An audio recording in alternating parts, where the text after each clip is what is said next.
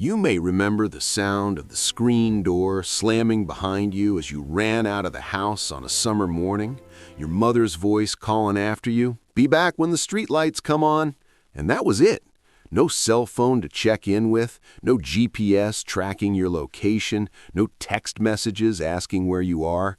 Just those words, that simple instruction, and the understanding that you had the entire day ahead of you. The whole neighborhood is your territory, and the only rule was to be home before dark. The neighborhood itself was a different kind of place then, not just a collection of houses where people happened to live, but a community, a world unto itself, with its own rhythms and rituals and unwritten rules that everyone understood. You knew every house on your street, and probably the streets around it too. You knew which yards you could cut through and which ones had a mean dog. You knew which neighbors would yell at you for stepping on their grass and which ones would offer you a popsicle on a hot day. You knew where the good climbing trees were, where the best hills for sledding were in winter, where you could find tadpoles in the spring. The houses themselves all looked somewhat similar, ranches and split levels and the occasional two-story colonial built in the post-war boom, with small yards and driveways and garages. They weren't McMansions, they weren't custom-designed showplaces. They were modest, practical homes, and they were close together, close enough that you could hear your neighbor's lawnmower, smell their barbecue, hear their kids playing in the backyard. The proximity wasn't an inconvenience, it was just how things were. It created a natural surveillance system where everyone kept an eye on everyone else, not in a nosy way, but in a neighborly way, a looking out for each other way. Your house probably looked like a lot of the others on the block. The front yard was grass, mowed regularly by your father on Saturday mornings with a push mower that didn't have a motor, just sharp blades that spun as you pushed it forward, the rhythmic shh sound of the blades cutting through the grass, the smell of fresh-cut lawn filling the air. Or maybe by the 1970s, your father had a gas-powered mower, a heavy red or green machine that he'd pull-start with a cord, yanking it several times until the engine coughed and roared to life, blue smoke puffing out of the exhaust. There was a driveway, probably concrete or asphalt, maybe with cracks that weeds grew through, and maybe an oil stain where your father's car dripped. The driveway was smooth enough for drawing with chalk, and you'd spend hours on your knees sketching hopscotch grids or pictures or elaborate roadways for your toy cars. The chalk was thick and powdery, and it would coat your fingers and your knees. And when cars drove over your artwork, the tires would smudge it, and when it rained, it would wash away completely, and you'd start over the next day. The front porch, if you had one, was a staging area, an in-between space that wasn't quite inside and wasn't quite outside. There might have been a metal glider or a couple of chairs, and on summer evenings your parents might sit out there after dinner, talking to neighbors who walked by, watching the kids play in the street. The porch light would be on, attracting moths and June bugs that would ping against the glass fixture, and there might have been a radio playing inside, the sound drifting out through the screen door, a baseball game maybe, or music from the local AM station. The mailbox was at the street, or attached to the house near the front door, a metal box with a red flag that you'd raise when you had outgoing mail. The mailman came at the same time every day, walking his route, and you'd recognize him, know his name maybe, wave to him. He wore a uniform, carried a leather bag over his shoulder, and he knew which houses got a lot of mail and which ones got just bills and catalogs. Sometimes he'd have a package that was too big for the mailbox, and he'd bring it to the door and ring the bell, and your mother would answer and thank him, and he'd tip his hat and move on to the next house. Your backyard was your kingdom, or at least part of it. There was grass back there, too, and maybe a tree, and definitely a clothesline strung between two poles where your mother hung the laundry to dry on Mondays or whenever she did the wash. The clothes would flap in the breeze, sheets and towels and your father's work shirts and your jeans, and they'd smell like fresh air and sunshine when they came back inside, stiff and wrinkled and needing to be folded right away. There might have been a sandbox, a simple wooden frame filled with sand, with a few plastic shovels and buckets and maybe some toy trucks. The sand was coarse and got everywhere, in your shoes, in your hair, tracked into the house no matter how carefully you tried to brush it off. The cat from next door might have used it as a litter box when you weren't looking, and you'd find unpleasant surprises buried in the sand, and your mother would lecture you about washing your hands. There might have been a swing set, metal poles planted in concrete with swings that had hard rubber or wooden seats suspended on chains. The chains would rust and squeak and need oil, and the seats would crack and need to be replaced, but the structure itself was permanent, immovable, a fixture of the backyard. You'd swing as high as you could, pumping your legs, leaning back, feeling that moment at the top of the arc where you were weightless for just a second, and then you'd jump off, flying through the air, landing hard on the grass, your knees buckling, and you'd get up and do it again. The alley, if your neighborhood had alleys, was a whole separate world. It ran behind the houses, a narrow strip of cracked pavement or gravel, lined with garages and trash cans and chain-link fences. The alley was where the garbage truck came, where you'd drag the metal trash cans on collection day, the lids clanging, the smell of rotting food and dirty diapers escaping when you lifted the lid. The alley was also a shortcut, a place to ride your bike, a place that was slightly forbidden, slightly dangerous, where you might encounter older kids or teenagers smoking cigarettes or doing things they didn't want adults to see. The garages that backed onto the alley were often detached from the houses, small single-car structures with hinged doors that swung open, not automatic garage door openers, but manual doors that you had to unlatch and push. Inside was your father's car, maybe, or just a collection of tools and lawn equipment and boxes of things that didn't fit in the house. The garage smelled like motor oil and gasoline and cut grass and dust, and it was dim inside, light coming through a small window or cracks in the walls, and it was cooler in summer and freezing in winter. But you didn't spend much time in the garage unless you were helping your father with some project. You were outside, in the street, because that's where the action was. The street itself was your playground, a public space that belonged to everyone and no one. Cars came through occasionally, but not often, not fast, and when you heard one coming, you'd move to the side and let it pass, and then you'd go right back to whatever you were doing. You played in the street. This is hard to imagine now in an age where children are shuttled from one supervised activity to another, where playing in the street sounds like negligence. But it was normal then. It was what you did. The street was flat and paved and perfect for riding bikes, for roller skating, for playing kickball or street hockey or tag. The bikes were simple. A frame, two wheels, pedals, handlebars, maybe a banana seat if you were cool, maybe a sissy bar on the back. The bikes didn't have gears, or if they did, they had a 3-speed shifter on the handframe. No helmets, no knee pads, no elbow pads. You just got on and rode, and if you fell, you got scraped up and you got back on. Your bike had a bell or a horn or maybe playing cards close-pinned to the spokes so they'd flap against the wheel and make a sound like a motor. You might have had streamers on the handlebars, long plastic ribbons in bright colors that would flutter when you rode fast. You rode your bike everywhere, to your friend's house 3 streets over, to the school playground, to the corner store, to the park. You didn't ask permission, you just went. Your parents didn't know exactly where you were, and they didn't need to know. They trusted that you were somewhere in the neighborhood, that you were safe, that you'd come home when you were supposed to. The freedom was intoxicating. You could explore, you could discover, you could make your own decisions about where to go and what to do. There were no play dates scheduled weeks in advance. You just knocked on your friend's door and asked if they could come out and play. Sometimes they could, sometimes they couldn't. If they couldn't, you went to the next house or the next until you found someone who was available, and then you'd figure out what to do together.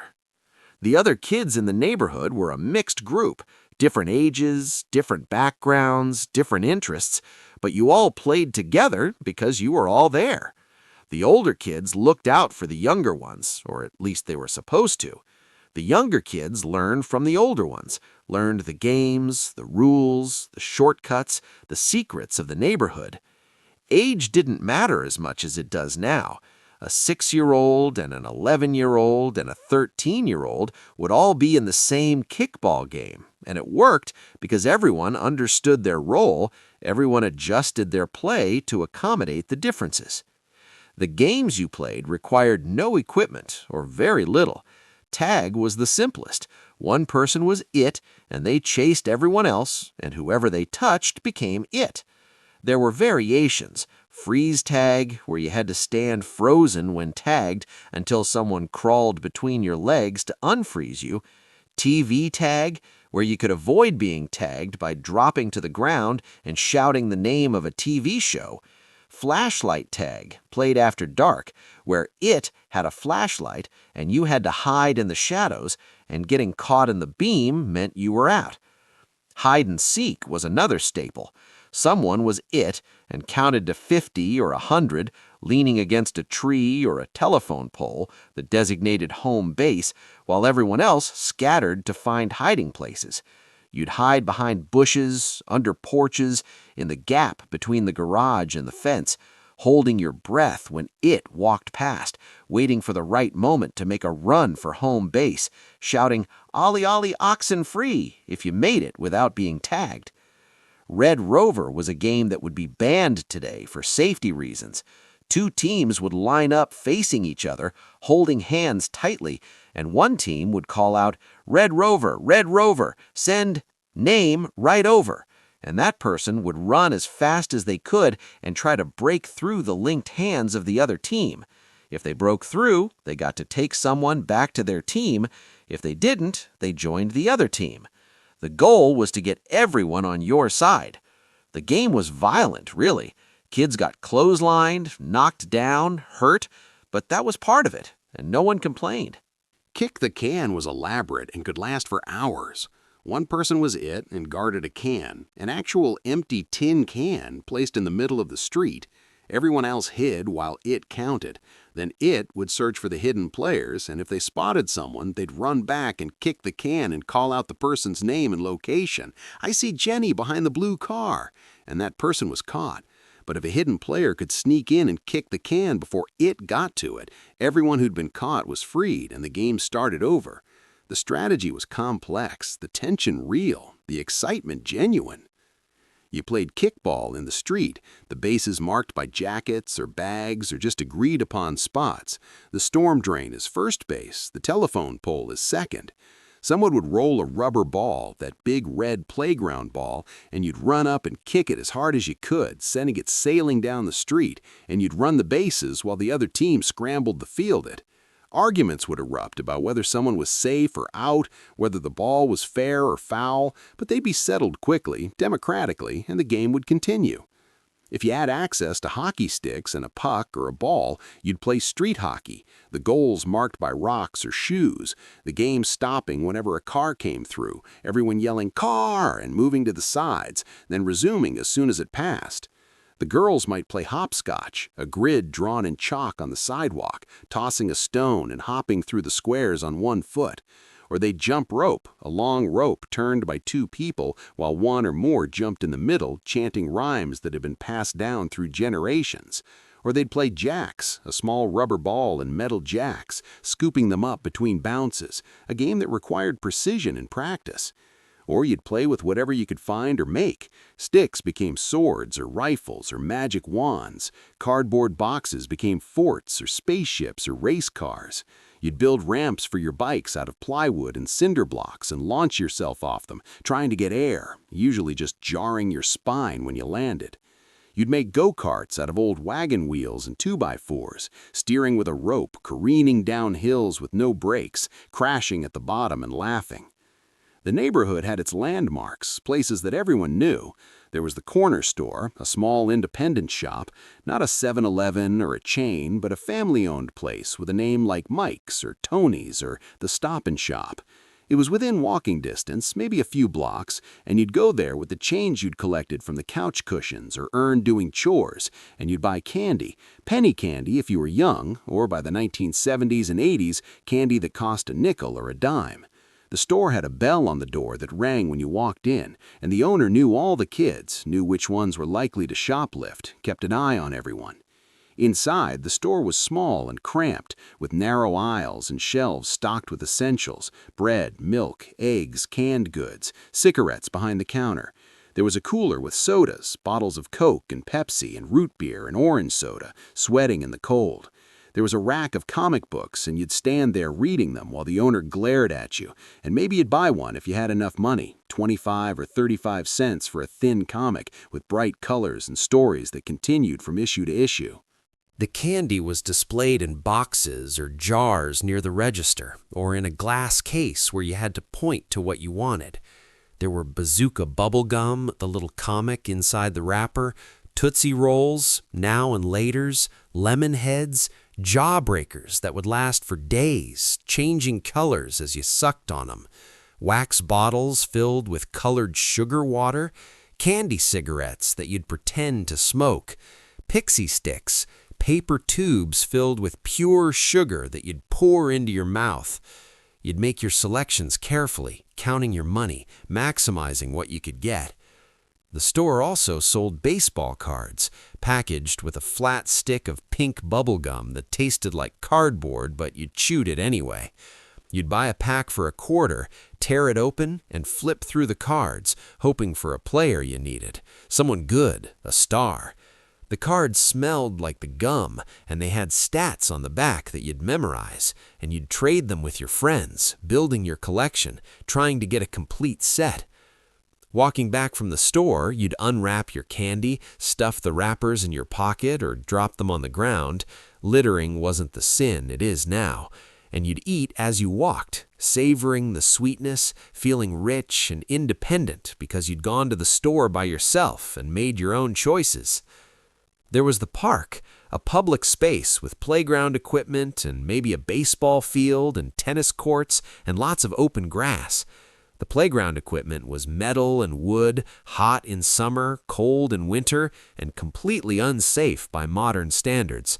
There were tall slides, merry-go-rounds that spun fast enough to throw you off, seesaws that could slam you into the ground if your partner jumped off while you were up.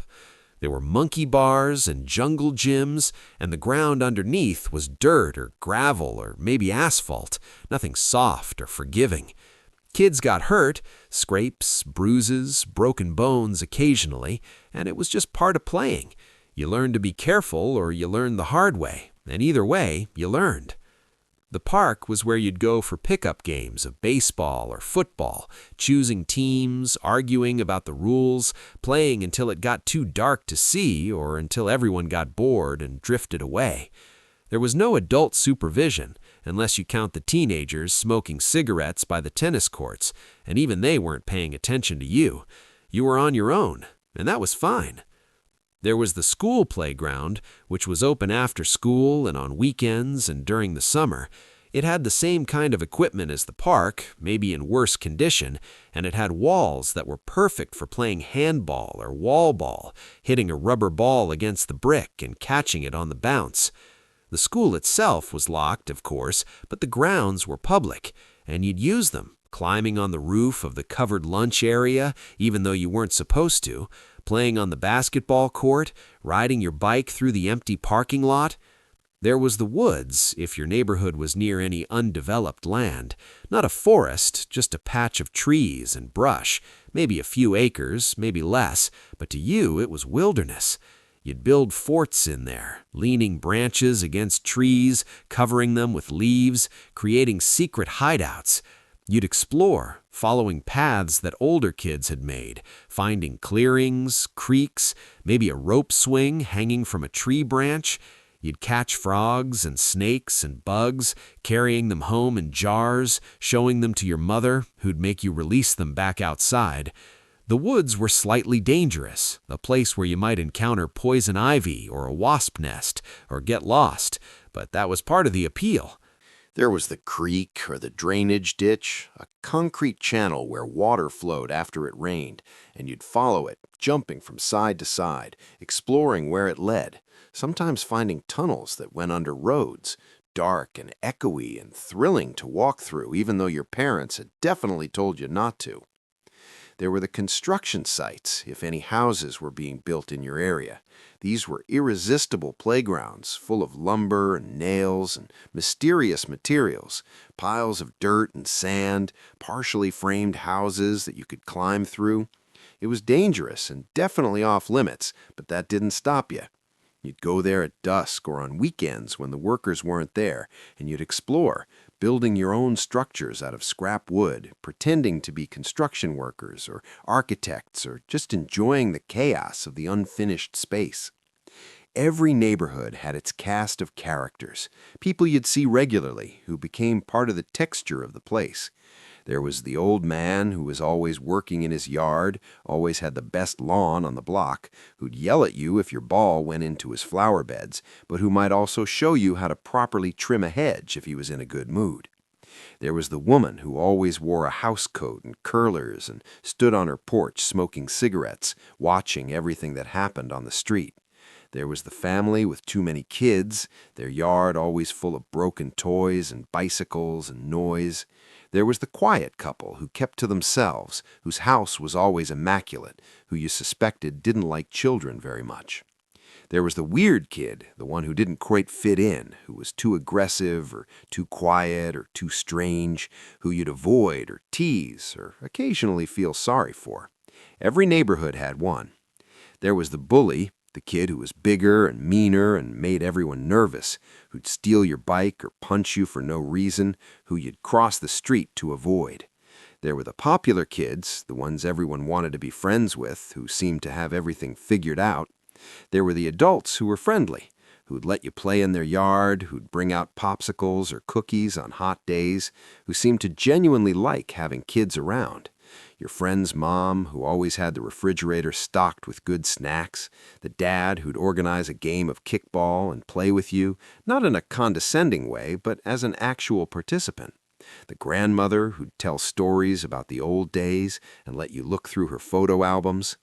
And then there were the dogs. Every neighborhood had dogs, and they were outside, often unsupervised, roaming freely or tied to a chain in the yard. You knew which dogs were friendly and which ones to avoid. There was the golden retriever that everyone loved, that would fetch tennis balls for hours. There was the mean German shepherd that would bark and lunge against the fence when you walked by, and you'd always cross to the other side of the street. There was the little yappy dog that was annoying but harmless. The dogs were part of the ecosystem, and you learned to read them, to know which ones you could pet and which ones would bite. The rhythm of the day in the neighborhood had a natural flow. Mornings were quiet, adults leaving for work, kids eventually emerging from their houses.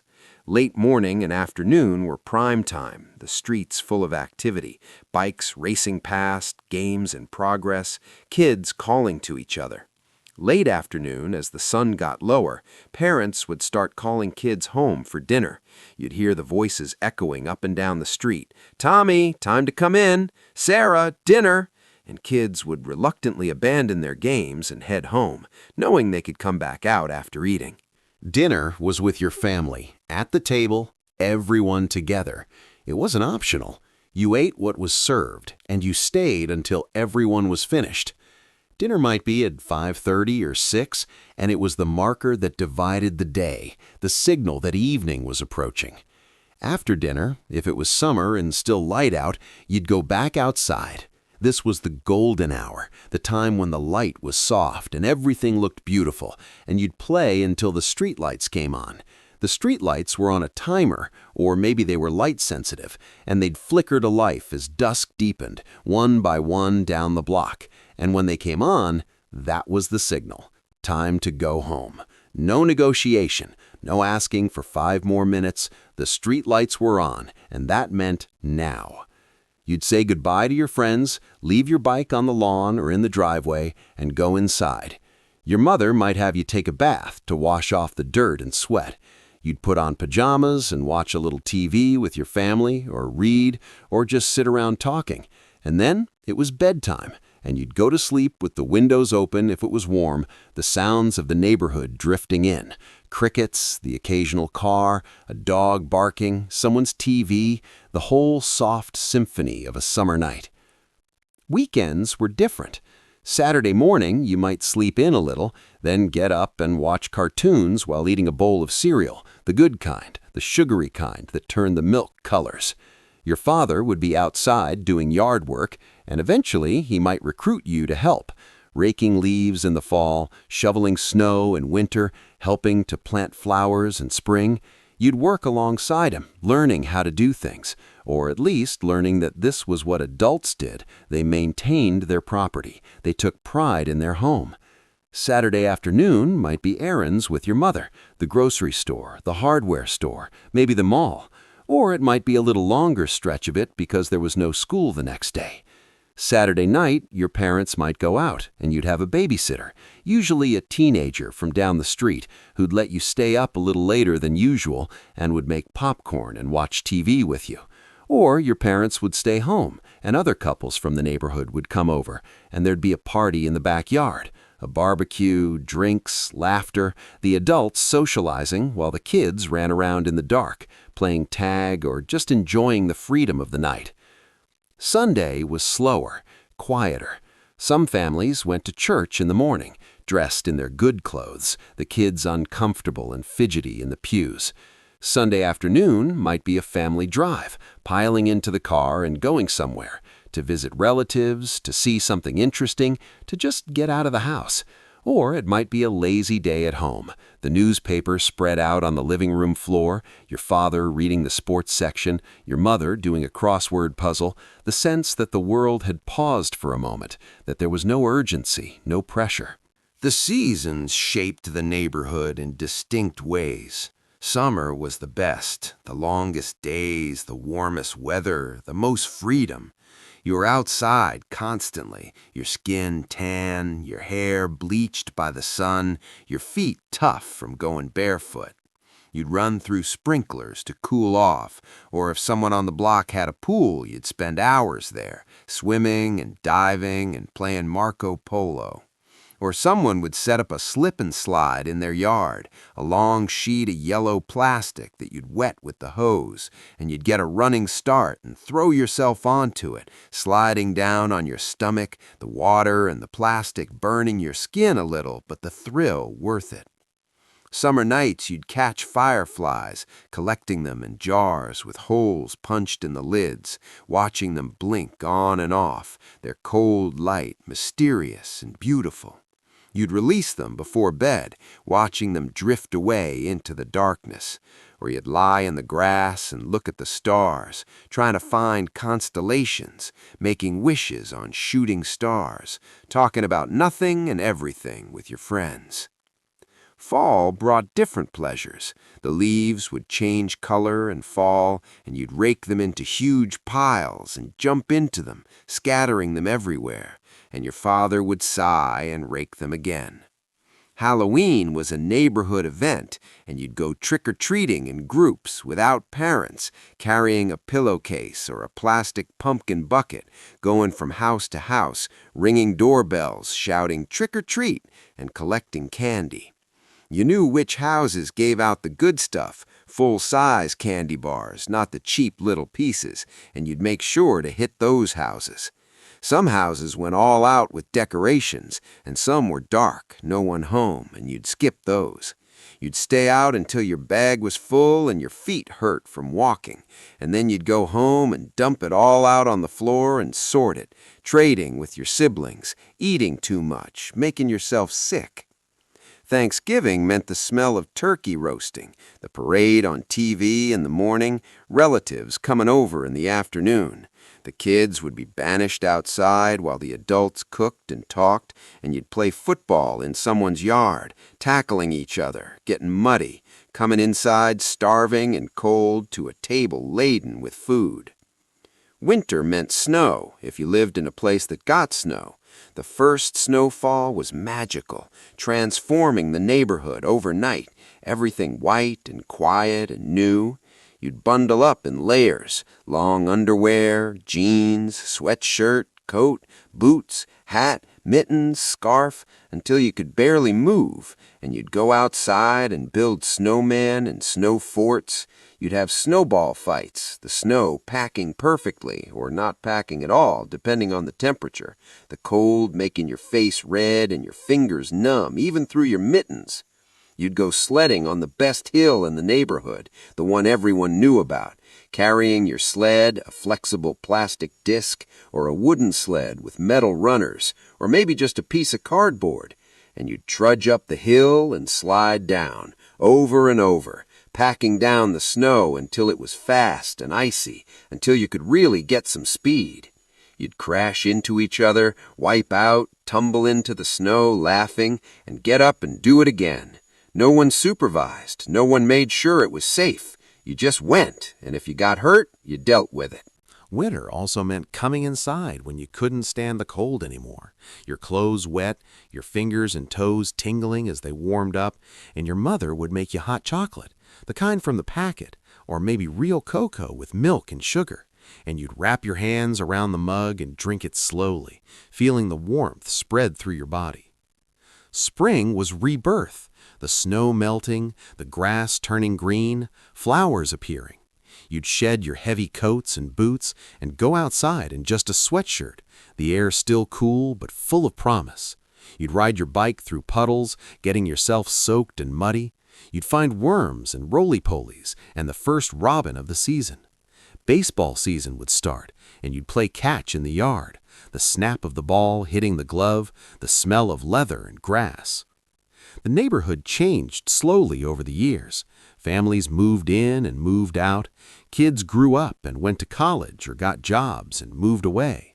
Younger kids appeared, a new generation, and you'd find yourself in the role of the older kid, the one who taught the games, who knew the secrets of the neighborhood. And eventually you became a teenager, and the neighborhood seemed smaller, less magical, less central to your life. You had other interests, other places to be.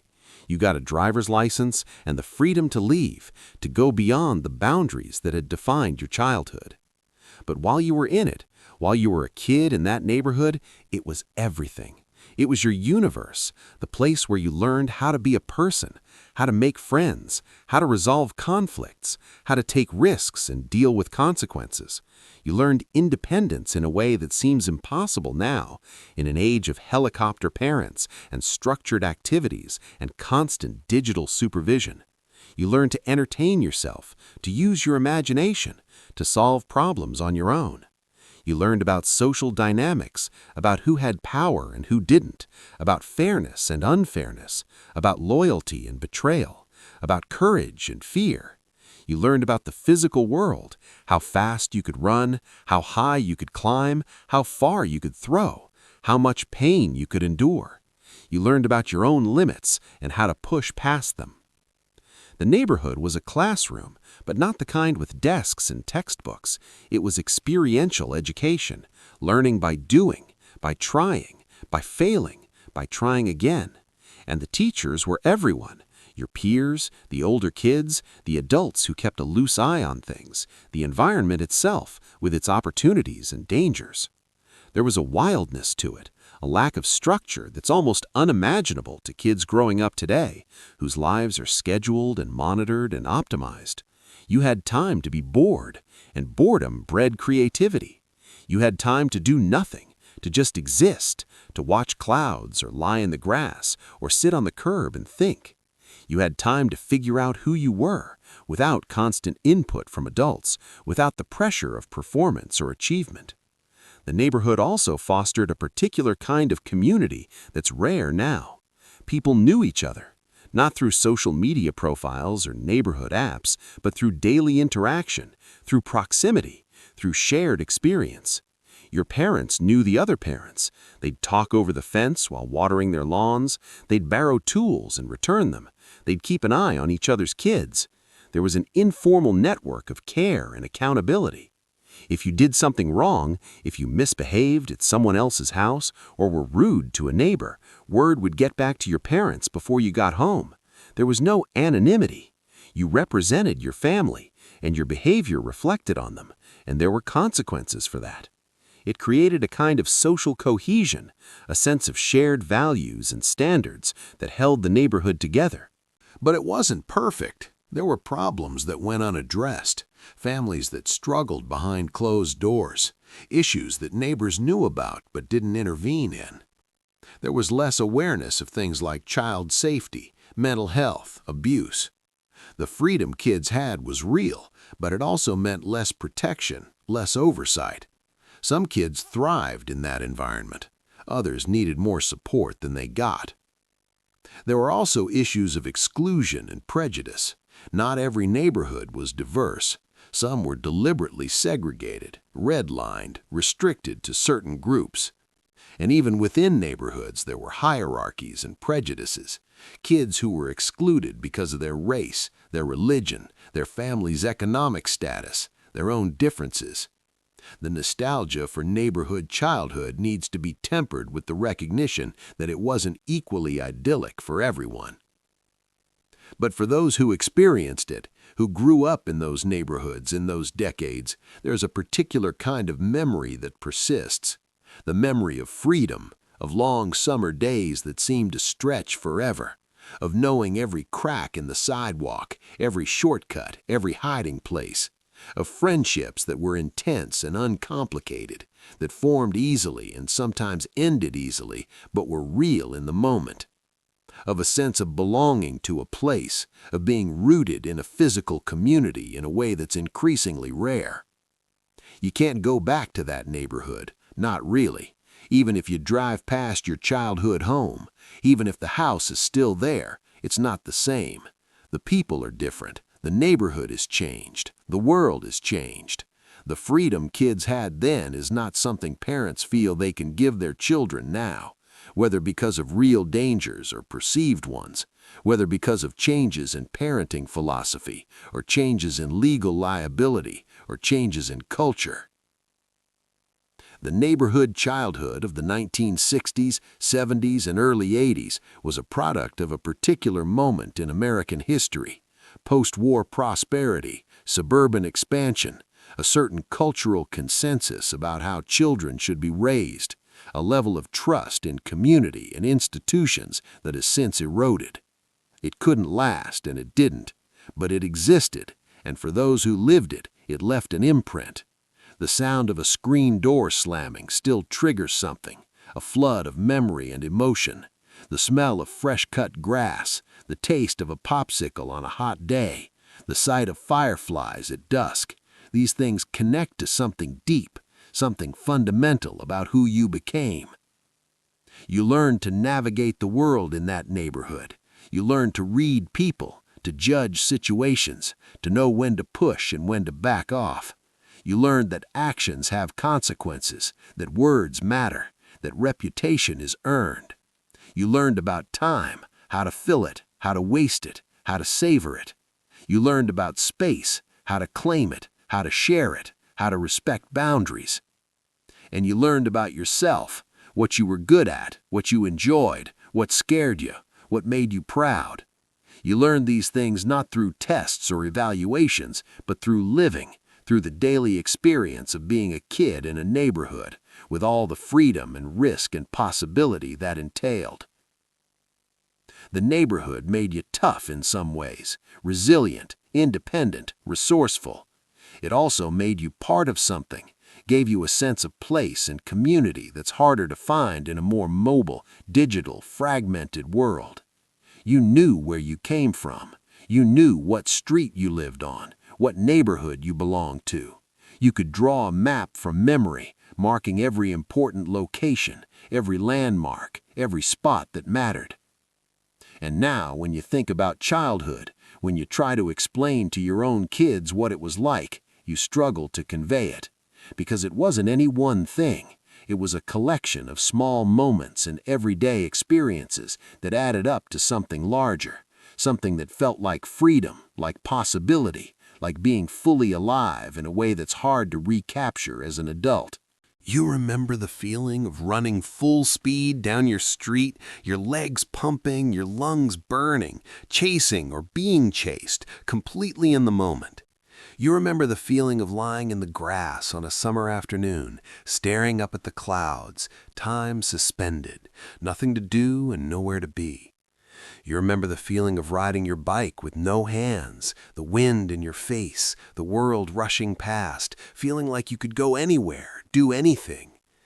You remember the friendships, intense, simple, based on proximity and shared experience. Your best friend lived 3 houses down, and you saw them every day, and you never questioned whether they were your best friend. They just were.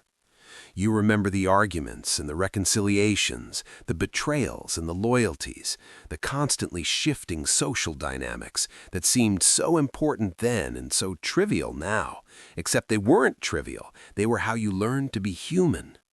You remember the seasons changing, the predictable cycle of the year, each season bringing its own pleasures and challenges. You remember holidays and birthdays, your own and others, celebrated with homemade cake and grocery store ice cream and cheap presents that were treasured. You remember the small rituals, the ice cream truck that came through every afternoon in summer, its tinny music audible from blocks away, and you'd run to find your mother to get money, and you'd buy a popsicle or a drumstick or an ice cream sandwich, and you'd eat it quickly before it melted, the cold sweetness perfect on a hot day. You remember the bigger events, the neighborhood block party, the 4th of July when everyone would set off fireworks in the street, illegal but unregulated, bottle rockets and firecrackers and sparklers, the smell of gunpowder, the bright flashes in the dark. You remember snow days when school was canceled and the whole neighborhood transformed into a winter playground. You remember the day the first kid on your block got an Atari and everyone crowded into their basement to take turns playing Pong or Space Invaders. The beginning of the end, the first hint that the future would be different, would be more indoor, more screen-based, more individual. But mostly you remember the ordinary days, the unremarkable ones, the thousands of days that blurred together into a childhood. You remember what it felt like to be a kid in a neighborhood where you were known and you belonged and you were free, in ways both wonderful and terrible, to make your own choices and live with the consequences. That world is gone now, or mostly gone. Some neighborhoods still have echoes of it, places where kids still play outside, where neighbors still talk to each other, where there's still a sense of community, but it's rare and it's different and it's not the same. The neighborhood childhood of that era was replaced by something else, by soccer leagues and music lessons and carefully supervised play dates, by educational apps and streaming video and video games, by parents who track their children's location on their phones and communicate with them constantly, by a culture that prizes safety and achievement over independence and risk, that optimizes and schedules and monitors, that's lost something essential in the process of gaining something else. Neither is entirely better or entirely worse, but they are different, fundamentally different, and those who experienced the neighborhood childhood carry it with them, a memory of a different way of being young, a different relationship to time and space and freedom and community. And sometimes when the light is right, when you smell fresh-cut grass, or hear a screen door slam, or see kids riding bikes down a quiet street, you're transported back and you remember. You remember what it was like to be 10 years old on a summer evening, playing kick the can as the sun sets, knowing you have to go in when the streetlights come on, but that moment hasn't arrived yet, and the game is still going, and your friends are calling to each other in the gathering dusk, and you're running through a neighbor's yard, and you're laughing, and you're free, and you're completely, utterly, impossibly alive in a moment that you didn't know at the time you should cherish, but that you've carried with you ever since, a gift from a vanished world, a reminder of what childhood can be when it's allowed to unfold on its own terms, in its own time, in a neighborhood that belongs to everyone and no one, a place that only truly exists now in memory, but a memory so vivid, so powerful, so foundational that it shapes who you are decades later, long after the streetlights have come on for the last time.